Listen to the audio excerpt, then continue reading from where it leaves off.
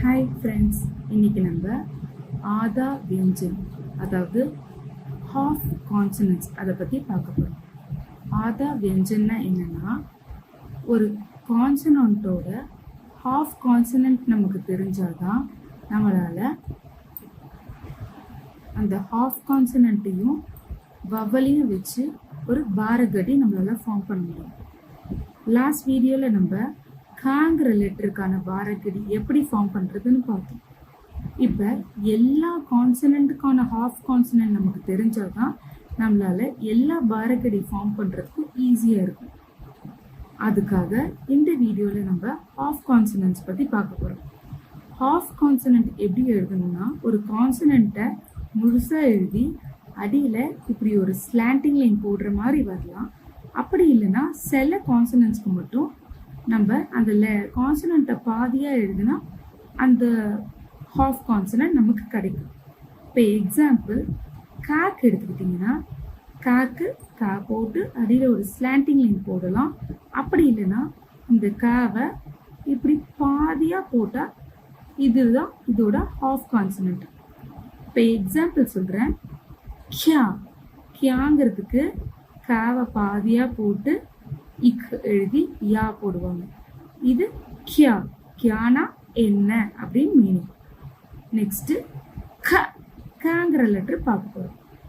காங்கிற லெட்டருக்கு கா போட்டு அடியில் ஒரு ஸ்லாண்டிங் லைன் போடலாம்.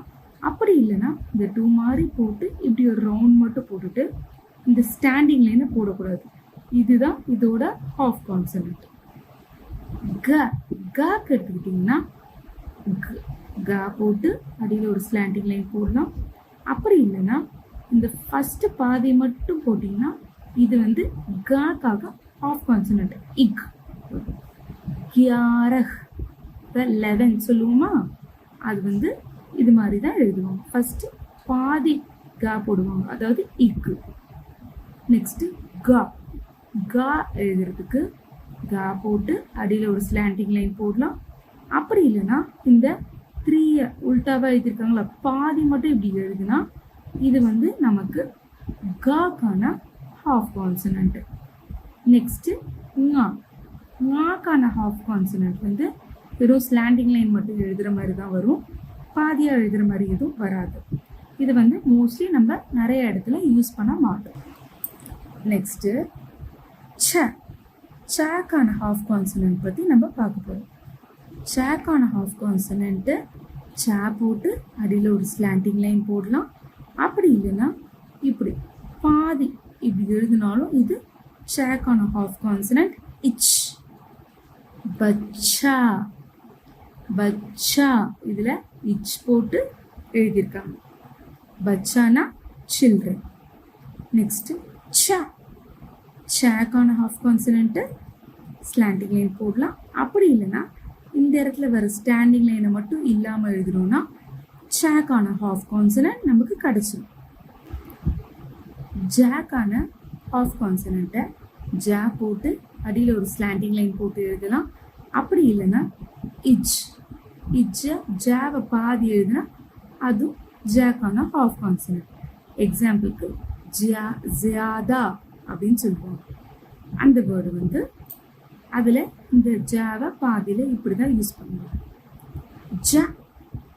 ஜா எப்படி வரும்னா, ஜாவை அடியில் ஸ்லாண்டிங் லைன் போட்டு யூஸ் பண்ணலாம். இல்லைன்னா இந்த இடத்துல வர ஸ்டாண்டிங் லைனை போடாமல் ஜா அது எழுதுனா அது வந்து ஜாக்கான ஹாஃப் கான்சனன்ட்.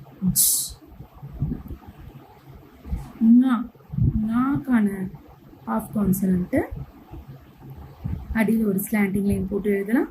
அப்படி இல்லைன்னா இந்த இடத்துல வர ஸ்டாண்டிங் லைனை போடாமல் எழுதுனா இதுக்கான ஹாஃப் கான்சனன்ட் நமக்கு கிடைச்சிடும். அடுத்து டா வரிசையில் வர பாதிக்கு அந்த ஸ்லாண்டிங் லைன் போடுறது மட்டும் தான் வரும், ஃபுல்லாலாம் வராது. டாக்கு அடியில் ஸ்லாண்டிங் லைன் போடுறது மட்டும் தான் வரும். சுட்டி, மிட்டி அந்த வேர்டுக்கெலாம் இதுமாரி தான் வரும்.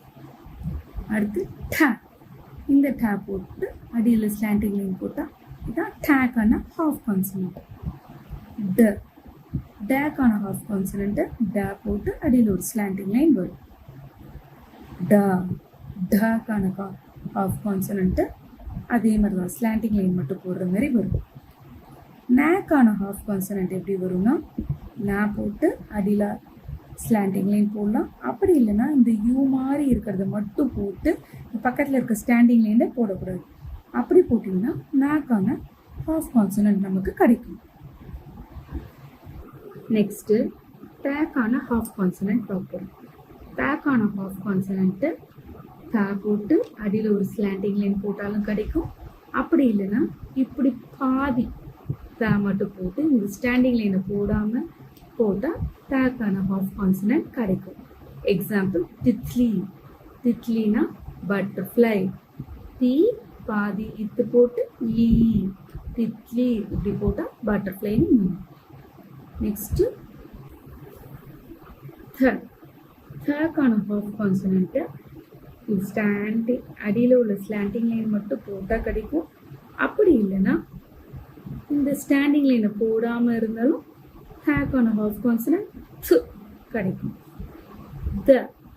தேக்கான ஹாஃப் கான்சனண்ட் வெறும் ஸ்லாண்டிங் லைன் மட்டும் போடுற மாதிரி தான் வரும். இந்த தேக்கான ஹாஃப் கான்சனண்ட்டு இது மாதிரி ஸ்லாண்டிங் லைன் போட்டாலும் வரும். அப்படி இல்லைன்னா இது மாதிரி பாதி போட்டுட்டு இந்த ஸ்டாண்டிங் லைனை போடாமல் இருந்தாலும் இதோட ஹாஃப் கான்சனண்ட் வரும். இந்த நேக்கான ஹாஃப் கான்சனண்ட்டு இன் இது மாதிரியும் போடலாம். அப்படி இல்லைன்னா இந்த பாதி இன் போட்டாலும் நம்மளுக்கு நாக்கான ஹாஃப் கான்சனண்ட் கிடைக்கும். நாக்கு எக்ஸாம்பிள் சென்னை. சென்னைக்கு பிறகு சே போட்டு இன்னை சென்னை. இது நாக்கான ஹாஃப் கான்சனண்ட் இங்கே யூஸ் பண்ணியிருக்கோம். அடுத்து பாக்கான ஹாஃப் கான்சனண்ட்டு பா போட்டு ஸ்லாண்டிங் லைன் போட்டாலும் வரும். அப்படி இல்லைன்னா இந்த பாதியோடு தான் நிறுத்தணும். இந்த இடத்துல இப்படி சேர்க்கக்கூடாது. சேர்த்திங்கன்னா அது நேக்கான ஹாஃப் கான்சனண்ட்டாக மாறிடும். பாவை பாதியோடு இப்படி கொண்டு வந்து நிறுத்தினா தான் அது பாக்கான ஹாஃப் கான்சனண்ட்டு. ஃபேக்கான ஹாஃப் கான்சனண்ட்டு ஃபே போட்டு ஒரு ஸ்லாண்டிங் லைன். அப்படி இல்லைன்னா இது மாதிரி இப்படி பாதியோடு கொண்டு வந்து இப்படி ஃபுல்லாக வளைக்காமல் பாதியோடு நிறுத்திட்டா ஃபேக்கான ஹாஃப் கான்சனண்ட்டு. அடுத்து பேக்கான ஹாஃப் கான்சனண்ட்டை பே போட்டு அடியில் ஒரு ஸ்லாண்டிங் லைன் போட்டால் வரும். அப்படி இல்லைன்னா இந்த ஸ்டாண்டிங் லைனை போடாமல் வெறும் ரவுண்ட் போட்டு நடுவில் ஒரு கிராஸ் இதை மட்டும் போட்டால் அது பேக்கான ஹாஃப் கான்சனண்ட். எக்ஸாம்பிள் ஷப்த. ஷப்தனா வேர்டு. ஷ இப் த ஷப்த. இதில் நம்ம பேக்கான ஹாஃப் கான்சனண்ட்டை யூஸ் பண்ணியிருக்கோம். பாக்கான ஹாஃப் கான்சனண்ட்டு பா போட்டு ஒரு ஸ்லாண்டிங் லைன் மட்டும் வரலாம். அப்படி இல்லைன்னா இந்த ஸ்டாண்டிங் லைன் போடாமல் பாதி மட்டும் போட்டாலும் இது பாக்கான ஹாஃப் கான்சனண்ட். எக்ஸாம்பிள் அபியாஸ். அபியாஸுங்கிற வார்த்தைக்கு இந்த பாதி பா தான் ஹாஃப் கான்சனண்ட்டை தான் யூஸ் பண்ணுவோம். மேக்கான ஹாஃப் கான்சனண்ட் மா போட்டு அடியில் ஒரு ஸ்லாண்டிங் லைன் வரும். அப்படி இல்லைன்னா இந்த பாதி மட்டும் போட்டிங்கன்னா அது இம் அது மாதிரி வரும். சம்மச். ஷ இம் ம இச் சம்மச். சம்மச்னா என்ன? ஸ்பூன். நெக்ஸ்ட்டு ஏக்கான ஹாஃப் கான்சனண்ட்டு ஏ ஒரு ஸ்லாண்டிங் லைன் வரும். அப்படி இல்லைன்னா இந்த பாதி ஏ மட்டும் போடணும். இங்கே ஸ்டாண்டிங் லைன் போடாமல் வரும். ரேக்கான ஹாஃப் கான்சனண்ட் ரே போட்டு அடியில் ஒரு ஸ்லாண்டிங் லைன் மட்டும் போடுவாங்க. இதுக்கு கொஞ்சம் வித்தியாசமான ஹாஃப் கான்சனண்ட் நம்ம யூஸ் பண்ணுவோம். இப்போ குர்சிங்கிற வேர்டு எடுத்திங்கன்னா கு ஏர் சி இப்படியும் எழுதலாம். இல்லைன்னா கு இந்த இடத்துல இப்படி போட்டிருக்கோம் தெரியுமா? இதுவும் இர்ருக்கான ஹாஃப் கான்சனண்ட்டு இது. கு இர் சி குர்சி. சு இர் சூரிய. ஆர் ரேக்கான ஹாஃப் கான்சனண்ட்டை நம்ம இப்படியும் எழுதுவாங்க. அடுத்து லேக்கான ஹாஃப் கான்சனன்ட். லேக்கான ஹாஃப் கான்சனன்ட்டை ஸ்லாண்டிங் லைன் போட்டு எழுதுவாங்க, இல்லை இப்படி பாதி லேவை ஸ்டாண்டிங் லைன் இல்லாமல் போடுறதும் வரும். எக்ஸாம்பிள் பில்லி. பில்லினா கேட், பில்லி பில்லி இப்படி எழுதுவாங்க. வாக்கான ஹாஃப் கான்சனன்ட்டை ஸ்லாண்டிங் லைன் வரும், இல்லைன்னா இப்படி பாதி வரும். ஆல்ரெடி பார்த்தோம்ல வியஞ்சன். வியஞ்சனில் இந்த போட்டுக்கிறது வாக்கான ஹாஃப் கான்சனன்ட் தான். அடுத்து ஷேக்கான ஹாஃப் கான்சனன்ட்டை இப்படி எழுதுவாங்க, இல்லைன்னா இந்த ஸ்டாண்டிங் லைன் இல்லாமல் பாதி எழுதுனா இது இஷ். இஷ். இதுக்கு எக்ஸாம்பிள் ஷியாம். ஷியாம்ங்கிற நேமை இப்படி தான் ஷியாம்னு எழுதுவாங்க. ஷேக்கான ஹாஃப் கான்சனன்ட்டு இதுதான் இஷ்.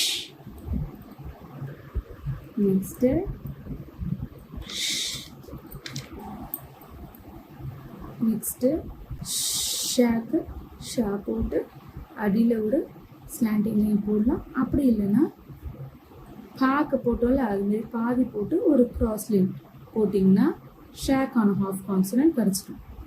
எக்ஸாம்பிள் வந்து கிருஷ்ணா. கிருஷ்ண அப்படிங்கிறப்போ இஷ் ந கிருஷ்ண. அப்படி நம்ம இந்த இடத்துல இஷ் அப்படின்னு ஷேக்கான ஹாஃப் கான்சனன்ட்டை யூஸ் பண்ணுறோம். அடுத்து சேக்கான ஹாஃப் கான்சனன்ட்டு. அதை சே போட்டு அடியில் ஒரு ஸ்லாண்டிங் லைன், அப்படி இல்லைன்னா இந்த இடத்துல வர ஸ்டாண்டிங் லைனை மட்டும் போடாமல் இப்படி மாதிரி போட்டு நடுவில் ஒரு குட்டியாக ஒரு ஸ்லீப்பிங் லைன் போட்டிங்கன்னா அது இஸ். அதுதான் சேக்கான ஹாஃப் கான்சனன்ட்டு. எக்ஸாம்பிளுக்கு ஸ்கூல். ஸ்கூல் அப்படிங்கிற வேர்டு அதில் வர இஸ்ஸுங்கிறது சேக்கான ஹாஃப் கான்சனன்ட். ஹேக்கு வந்து ஹே போட்டு அடியில் ஒரு ஸ்லாண்டிங் லைன் போடுறது மட்டும்தான் அதோட ஹாஃப் கான்சனண்ட்டாக வரும். ஷேக்கு ஷே போட்டு அடியில் வந்து ஒரு ஸ்லாண்டிங் லைன் வரலாம். அப்படி இல்லைன்னா இப்படி அந்த ஸ்டாண்டிங் லைனை மட்டும் விட்டுட்டு மற்றது எப்படி நீங்கள் போட்டிங்கன்னா அது வந்து ஷேக்கான ஒரு ஹாஃப் கான்சனன்ட். எக்ஸாம்பிளுக்கு லக்ஷ்ய.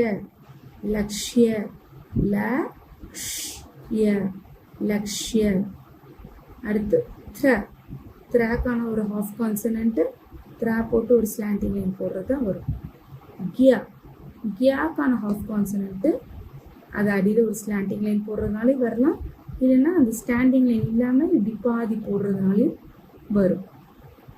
லாஸ்ட்டாக ஸ்ராக்கான ஹாஃப் கான்சனன்ட்டு ஸ்ரா போட்டு அடியில் ஒரு ஸ்லாண்டிங் லைன் போடுறது மட்டும் வரும்.